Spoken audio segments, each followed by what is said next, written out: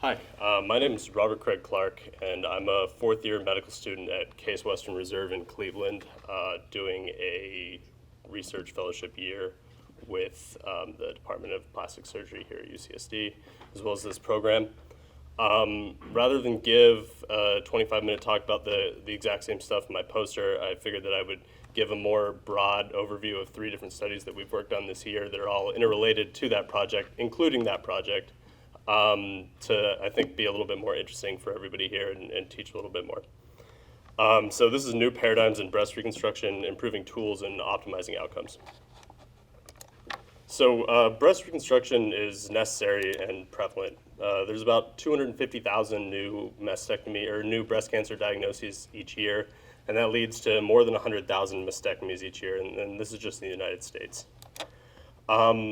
Most of the reconstructions are done by plastic surgeons, at least in the US. Elsewhere in the world, sometimes there's a little bit more direct reconstructions by the breast surgeons who do the mastectomies afterwards. But here it's almost all US plastic surgeons, and this 100,000 reconstructions is that I'm talking about.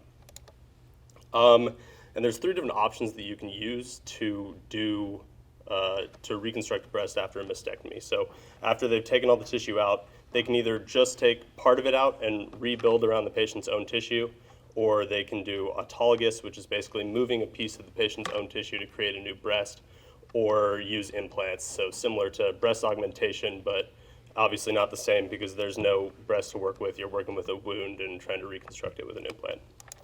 So the best option is breast conserving therapy. This would be if you could keep all of the breast tissue except take out the tumor by a lumpectomy. But it has contraindications. You can't always do it because you don't want to leave large defects that you can't reconstruct afterwards. And you don't want to leave, you can't do it when you have extensive disease. So when there's disease throughout the breast or that goes into the skin, it's another contraindication. Autologous is the next best option. So we're talking about taking the piece of fatty tissue and moving it to make a new breast.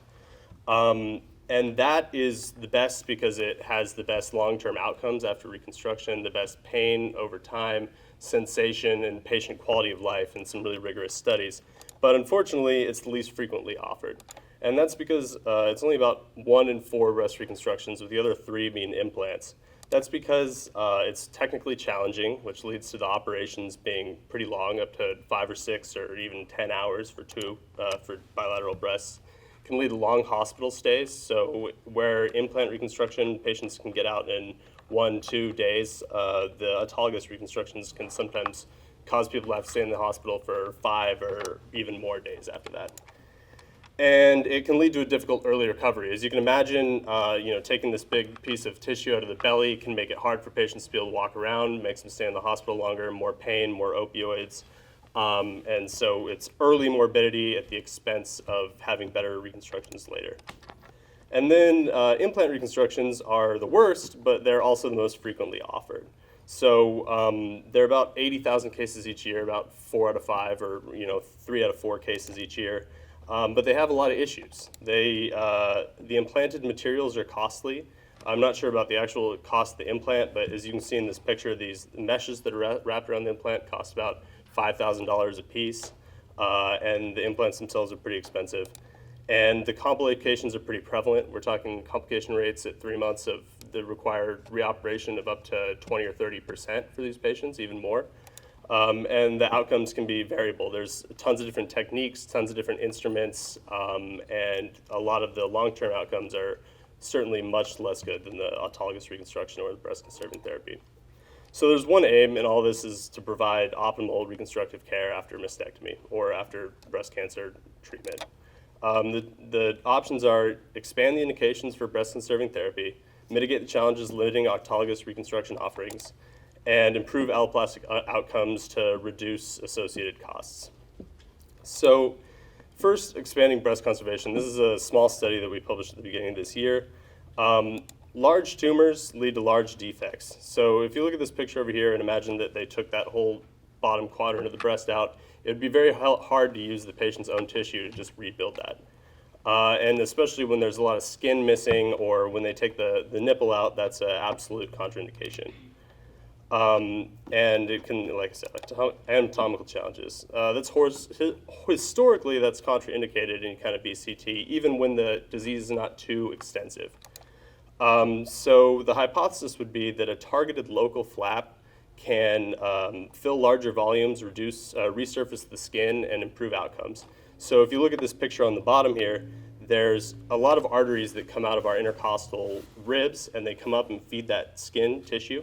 So if you can dissect just a piece of skin around the bottom of the chest along the intercostal arteries, you can target where you reconstruct the tissue and you can fill these larger defects rather than sort of just using what's left of the breast to rebuild.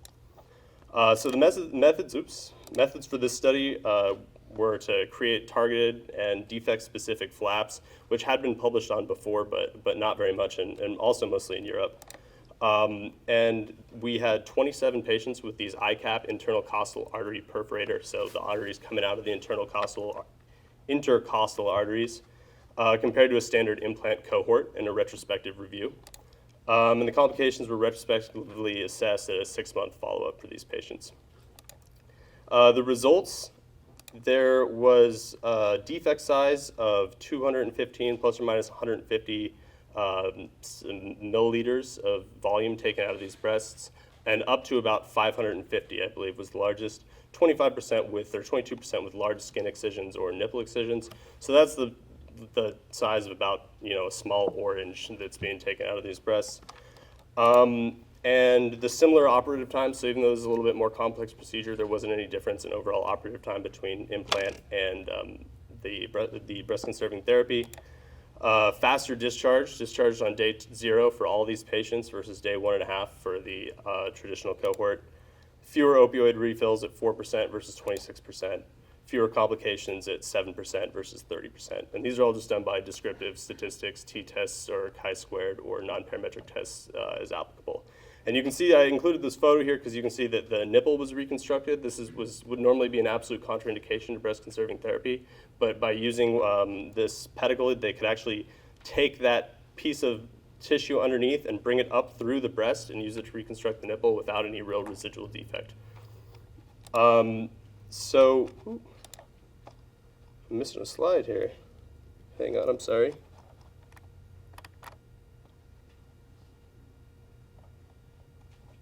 I don't know what happened. I'm sorry, excuse me. Yikes. Okay, well, I'm missing a slide somehow. I must have deleted it. Basically, the next thing that I want to talk about is improving the microsurgical breast reconstruction, so the ones that take a long time, using a comprehensive pathway for enhanced recovery after surgery. So using things, as you can see here, all the way from weeks preoperatively to intraoperative, perioperative, and outpatient for up to 3 months, targeted with teamwork, interdisciplinary teamwork between nursing, anesthesiology, and surgery to try to target everything that we can to improve these outcomes and basically make this morbid recovery equivalent to alloplastic so that it can be more easily offered. And here's a few of the things we offer. Very important would be nerve blocks before surgery, different kind of preoperative protocols, expectation management and talking to the patients, and long-term specialized courses with protocolized trained nursing. And this is a reconstructive ladder, basically everything, or not reconstructive ladder, but the recovery ladder. So everything that you need from start to finish to get somebody out of the hospital is the things that we wanted to target. So we had 71 of these flat-based reconstruction patients versus 71 alloplastic patients at our institution. And we retrospectively looked at the patient factors, operative and anesthesia detail, inpatient outcomes, and 90-day follow-up. We compared the opioids ingested, both inpatient and outpatient, the inpatient complication detail, and the length of stay for these patients. The 90-day complication rate as well. So looking first at the intraoperative opioids. So despite the fact that these procedures took 2 to 3 times as long at up to 6 to 8 hours versus about 2 or 3, we see that with these opioid-sparing anesthesia, we're able to have a smaller use of intraoperative opioids than with the traditional alloplastic reconstruction. Inpatient, these patients ambulated both on median day 1, although slightly faster in the alloplastic cohort. They consumed the same amount of opioids over the 3 days that they were inpatient, and they were both discharged on median postoperative day 2, although it is still significantly faster for alloplastic patients because there's still quite a few more that are being discharged on postoperative day 1 or even 0 than the autologous patients. But this is still significantly better than almost anything that's published in the literature. And then this is looking at just the flat-based patient cohort and how it's changed over time. You can see that from the beginning of when they started to institute this protocol, they were kind of more with the literature rates of 4 to 5, or 3 to 5 days in the hospital, and now they're down to about 4 and 5 are leaving on postoperative day 2 or sooner. Outpatient, much fewer opioids were used by the outpatient flat patients as compared to the alloplastic reconstruction patients, and this is because part of this protocol includes using neuropathic or neurotropic drugs like gabapentin and Tylenol and Celebrex for about a month straight of scheduled delivery after the surgery, and limits any kind of opioid use by the patients, and they don't have enough pain. They're given them if they need them when they come back, but they very, very rarely do. Finally, this is the study that the poster's about, and I'm happy to talk about this one more and any more with anybody afterwards. This is about improving outcomes with alloplastic reconstruction, the most common and the worst reconstructive option. So mesh is used in about 70 to 80% of breast reconstructions. ADM is the US standard of care, but there's high quality outcomes data is lacking. So ADM is a cadaver-derived mesh device that they use for these reconstructions. It costs about $5,000 per breast. And there's a lot of European studies that demonstrate comparable outcomes with synthetic alternatives, including we are just in the process of trying to publish a meta-analysis on synthetic meshes showing overall comparable outcomes between synthetics and biologics. And our hypothesis was that an absorbable synthetic mesh would demonstrate comparable short-term outcomes to acellular dermal matrix. So we had 42 patients in each cohort by retrospective review. The synthetic patients came from 2 surgeons at our institution, and the ADM patients came from 6 surgeons at our institution. Each had 55 and 54 reconstructions. We looked at demographics, operative details, complications, and failures at a cross-sectional 3-month follow-up. And we did students t-tests, classic descriptives, and then multivariate logistic regression modeling. So all this to say that the subjects were pretty similar in their demographics. We do have a higher rate of diabetes in the synthetic patients versus the biologic. And this is kind of some surgical data that is only meaningful in that there were a few different things that could suggest differences between these operations based on the surgeons. So more times they're using just implants rather than tissue expanders, which kind of fill up slowly over time, and they're less intraoperative fill, so they are not filling them up as much with the synthetic patients. And these could be, the bigger size and the faster to direct implant could lead to more complications technically. So now looking at outcomes at 3 months, we have a major complication rate of 36% for the biologic mesh and 26% for the synthetic mesh. The study was underpowered, I would say, and this was not a significant finding. When we look at the explant rate, so when they actually need to come back into the hospital, go back to surgery, take out the implant and restart based on infection or tissue necrosis or something like that, the explant rate was 30% versus, or 29% versus 15%. This was trending towards significance, and then the only 2 patients had actual failure of the procedure within this time period in the synthetic versus 14 in the biologic cohort.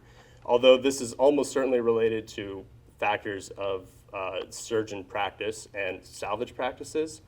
And we unfortunately couldn't include these practices in a regression model because they've been so successful at salvaging them with this specific technique that there's 0 failures with it. So it breaks the model when I try to include it. Results of the regression that we could do is using these predictors, which are literature-described predictors, to model mesh for any major complication. And we did see a synthetic to biologic no significant difference between these two cohorts. BMI and almost previous radiation were shown to be predictors in the logistic regression at the end of the modeling. And these are the two most well-described predictors. Besides smoking is another big predictor, but we have pretty low smoking in California. So the final result is the direct cost savings. I've really been wanting one of these Hummer electric vehicles, and they cost about $120,000, I think, for a fully loaded one. We saved $175,000 just in direct cost of the mesh in these 55 breasts using the synthetic instead of the ADM. And I've been emailing the hospital pretty regularly, and they haven't been getting back to me, but I'm really hoping to get one of these soon. In conclusion, we can expand indications for breast-conserving therapy with the local ICAP flap and allow for resection of the breast skin, nipple areola complex, or large volume defects with improved morbidity over mastectomy and reconstruction.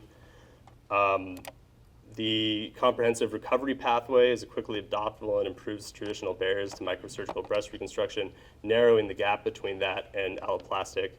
And for alloplastic outcomes, we can demonstrate cost-effective viability with trend towards lower failure and explant rates in no difference of overall complication rate by logistic regression using the synthetic as opposed to the U.S. standard Acellular Dermal Matrix. And I did forget to mention, no mesh device is FDA approved for breast reconstruction, so this is something to mention for this talk.